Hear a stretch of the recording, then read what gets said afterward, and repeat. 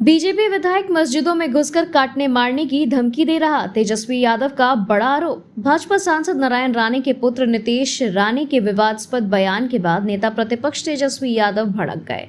उन्होंने सोमवार को कहा कि देशवासियों के लिए जहर उगल रहा यह व्यक्ति प्रधानमंत्री नरेंद्र मोदी के प्रिय वरिष्ठ सहयोगी व सांसद नारायण राणे का बेटा नितेश उन्हीं की पार्टी का विधायक है। नेता प्रतिपक्ष ने कहा कि यह बीजेपी एमएलए संविधान और कानून को धत्ता बता मस्जिदों में घुसकर काटने मारने की धमकी दे रहा है। मुसलमानों की जातीय गणना कराने की मांग। बिहार में जब जातीय सर्वेक्षण हो रहा था तब केंद्रीय मंत्री गिरिराज सिंह जैसी बीजेपी के कुछ नेताओं ने मुसलमानों की जातीय गणना कराने की मांग की थी। हालांकि तत्कालीन महागठबंधन सरकार ने इस पर ध्यान नहीं दिया था। विपक्ष ने इस लोकसभा चुनाव में जाति जनगणना को अपना प्रमुख हथियार बनाया और चुनावों में उससे इसका फायदा भी हुआ। इस मुद्दे ने बीजेपी के हिंदुत्ववाद को और राष्ट्रवाद की हवा निकाल दी। लोकसभा चुनाव में मिली कामयाबी को देखते हुए विपक्ष इस मुद्दे पर अड़ा हुआ है। भाजपा नेता ने दिव्यांग से किया दुष्कर्म, वीडियो भी कर दिया वायरल। बिहार के गया जिले में हैवानियत हुई है, इसको अंजाम देने का आरोप भाजपा नेता पर लगा है। आरोप है कि शनिवार देर शाम भाजपा नेता नरेश राम तूरी ने दिमागी तौर पर कमजोर लड़की का दुष्कर्म किया है। इतना ही नहीं, उसने हैवानियत के बाद फोटो और वीडियो भी सोशल मीडिया पर वायरल कर दिया। मामला तुल पकड़ने लगा तो पुलिस ने आरोपी भाजपा नेता को गिरफ्तार कर लिया है। वंशावली में बहन बेटी का नाम देना क्यों जरूरी है? पुश्तैनी जमीन का सर्वे कराने के लिए वंशावली में बहन, बुआ और बेटी का नाम देना जरूरी है। भले वे जमीन में हिस्सा नहीं ले, लेकिन नाम देना अनिवार्य है। तत्काल सरपंच के माध्यम से वंशावली बनाने की जरूरत नहीं है, पर पत्र 3-1 भरे, सादे कागज पर वंश वृक्ष बनाए, इसे शिविर में जमा कर दे। ग्राम सभा के माध्यम से ही उसका सत्यापन किया जाएगा, यह कहना है जिला बंदोबस्त पदाधिकारी राजीव रंजन प्रभाकर का। सीएम नीतीश कुमार से मुलाकात करने पहुंचे डीजीपी आलोक राज। सोमवार को एक आने मार्ग नीतीश कुमार के आवास पर डीजीपी उनसे मिलने पहुंचे। नीतीश कुमार ने आलोक राज को उनके नए पदभार के लिए शुभकामनाएं दी। सीएम ने क्राइम कंट्रोल समेत कई गंभीर मुद्दों पर उनसे बातचीत भी की। इन दिनों लगातार एक्शन में वो नजर आ रहे हैं। उत्पाद सिपाही बहाली के दौर में गई विकास की जान। साहिबगंज में उत्पाद सिपाही की बहाली में दौड़ रहे नामकुम के रामपुर निवासी विकास लिंडा 22 वर्षीय की मौत हो गई थी। शनिवार को दौड़ने के क्रम में वह बेहोश होकर गिर पड़ा। इसके बाद उसे सदर अस्पताल में भर्ती कराया गया, जहां इलाज के दौरान ही उसने रात को दम तोड़ दिया। मूर्तिकला को जीआई टैग मिलने की उम्मीद से शिल्पकारों में खुशी। बिहार के गया में पत्थरकटी गांव पत्थरों को तराशकर खूबसूरत मूर्तियां बनाने की कला के लिए जाना जाता है। यह काम यहां सालों से चला आ रहा है। देवी देवताओं से लेकर महात्मा बुद्ध और महावीर तक की मूर्तियां यहां बनाई जाती हैं। अब इस कला को जीआई टैग मिलने की उम्मीद जागने से शिल्पकारों में खुशी की लहर है। केंद्र से ऑर्डर आने के बाद शिक्षा विभाग ने 40,000 निजी विद्यालयों को नया निर्देश। राज्य के सरकारी विद्यालयों की तर्ज पर अब करीब 40,000 निजी स्कूलों के बच्चों की भी आधार सीडिंग होगी। इससे शिक्षा विभाग ने अनिवार्य कर दिया है। निजी विद्यालयों में 32,76,773 बच्चे पढ़ते हैं। इनमें से मात्र 1% बच्चों का ही आधार सीडिंग हुआ है।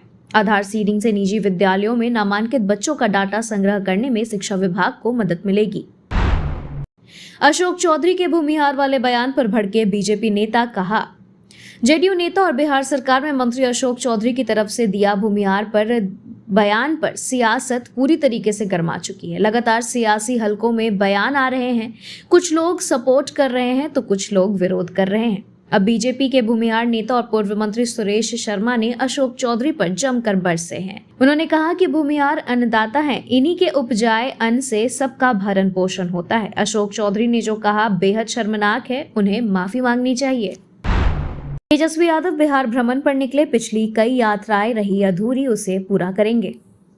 बिहार विधानसभा चुनाव से पहले राजद नेता तेजस्वी यादव को लेकर तैयारी में जुट गए हैं। वे इसी महीने से 10 तारीख से आभार यात्रा निकालने जा रहे हैं। इस यात्रा के जरिए वह बिहार भ्रमण पर निकलने वाले हैं। तेजस्वी यादव की इस यात्रा का उद्देश्य कार्यकर्ताओं को प्रेरित करना और केंद्र और राज्य की एनडीए सरकार के जन विरोधी नीतियों के खिलाफ जनमत तैयार करना है। तेजस्वी यादव की आभार यात्रा पर विजय सिन्हा ने कसा तंज। डिप्टी सीएम विजय सिन्हा तंज कसते हुए कहा कि एक बार फिर से सुनने में आ रहा है राजद के युवराज प्रदेश के पर्यटन पर निकलने वाले हैं। पिछले दिनों उनके कई दौरों की योजना बनी और बिगड़ी, पर चुनाव प्रचार से इतर आज तक उनका एक भी दौरा नहीं हो पाया। बीजेपी नेता ने कहा कि शायद वे एक सधे हुए पर्यटक की तरह अनुकूल मौसम की राह देख रहे हैं। मंत्री अशोक चौधरी के समर्थन में खुलकर उतरे अनंत सिंह। बिहार के ग्रामीण विकास मंत्री और जेडीयू के दिग्गज नेता अशोक चौधरी की ओर से भूमिहारों पर की गई टिप्पणी पर सियासत जारी है। इस सब के बीच प्रदेश में भूमिहारों के बड़े नेता और मोकामा के पूर्व विधायक अनंत सिंह ने अशोक चौधरी का बचाव किया है। अनंत सिंह ने कहा कि अशोक चौधरी भूमिहारों के विरोधी नहीं है। अगर ऐसा होता तो वे अपनी बेटी का विवाह भूमिहार समाज में नहीं करते। बिहार में बाढ़ नियंत्रण को लेकर बड़ी योजना का ऐलान। नेपाल में हो रही भारी बारिश के कारण बिहार में हर साल बाढ़ की समस्या गंभीर होती जा रही है। इसी को ध्यान में रखते हुए बिहार सरकार ने एक अहम फैसला लिया है। जल संसाधन विभाग के मंत्री विजय चौधरी ने घोषणा की है कि राज्य में 4 नए बराज बनाए जाएंगे ताकि नेपाल से आने वाली बाढ़ की पानी को नियंत्रण किया जा सके। मंत्री विजय चौधरी ने बताया कि ये बराज 4 प्रमुख नदियों पर बनाए जाएंगे। Patna Delhi Vande Bharat express train. बिहार की राजधानी पटना और दिल्ली के बीच जल्द ही वंदे भारत एक्सप्रेस चलने वाली है। यह ट्रेन केवल 9 घंटे में पटना से दिल्ली और दिल्ली से पटना का सफर तय करेगी, जिससे यात्रियों को बड़ी राहत मिलेगी। फिलहाल इस मार्ग पर चलने वाली तेजस एक्सप्रेस, संपूर्ण क्रांति, राजधानी एक्सप्रेस जैसी ट्रेनें लगभग 13 घंटे का समय लेती है। केसी त्यागी ने जेडीयू प्रवक्ता पद से दिया इस्तीफा। जनता दल यूनाइटेड के वरिष्ठ नेता और प्रवक्ता केसी त्यागी ने अपने पद से इस्तीफा दे दिया है। उन्होंने मुख्यमंत्री नीतीश कुमार को पत्र लिखकर निजी कारणों का हवाला दिया है, लेकिन सूत्रों के मुताबिक उनके इस्तीफे के पीछे इजराइल फिलिस्तीन मुद्दे पर दिया गया बयान प्रमुख कारण माना जा रहा है। त्यागी ने विपक्षी दलों के साथ मिलकर इजराइल हमास युद्ध की निंदा की थी, जिससे पार्टी असहज हो गई। हड़ताल से लटके सरकारी कार्यक्रम। झारखंड में मुखिया से लेकर पंचायत सचिव और रोजगार सेवक तक हड़ताल पर हैं। इसका सीधा असर पंचायतों के कामकाज पर दिख रहा है। पंचायतों के कई महत्वपूर्ण कार्य ठप हो गए हैं। आपकी सरकार आपके द्वार कार्यक्रम पर भी इसका असर पड़ रहा है। मुखिया की हड़ताल से सरकार की कई महत्वपूर्ण योजनाओं के आवेदन आगे नहीं बढ़ पा रहे हैं। 5 घंटे मुंबई एयरपोर्ट पर रुका रहा विमान।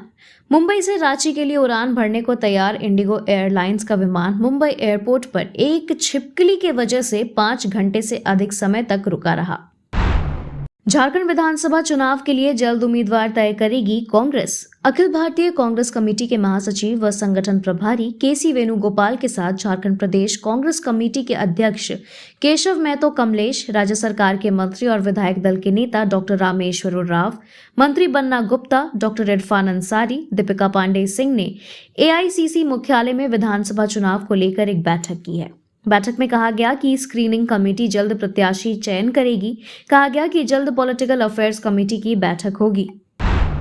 भाजपा की चुनाव तैयारी में तेजी, उम्मीदवारों पर होगी चर्चा। झारखंड विधानसभा चुनाव की तैयारी में भाजपा ने कमर कस ली है। 2 सितंबर को पार्टी की चुनाव समिति की पहली बैठक होगी, जिसकी अध्यक्षता प्रदेश अध्यक्ष बाबूलाल मरांडी करेंगे। बैठक में उम्मीदवारों के चयन पर रायशुमारी और अन्य प्रक्रियाओं पर चर्चा होगी। केंद्रीय नेताओं और प्रदेश प्रभारी भी शामिल होंगे। भाजपा ने जनता से सुझाव लेकर चुनावी घोषणा पत्र तैयार करने का अभिनय भी शुरू किया है, जिसमें हर वर्ग की आकांक्षाओं को शामिल किया जाएगा।